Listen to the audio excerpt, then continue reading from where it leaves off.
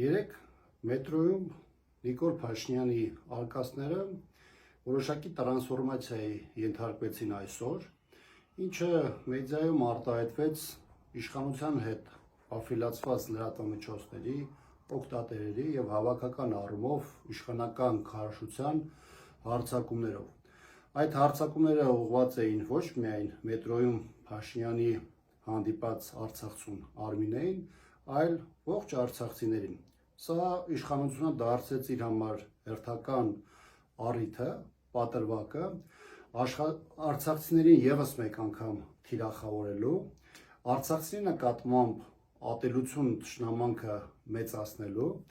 եւ Նիկոլ Փաշինյանի համար առհասարակ այս մոտեցումը դարձել է իր կառավարման հիմնական նարատիվներից մեկը։ Հասարակությանը նոր բաժանար գծերով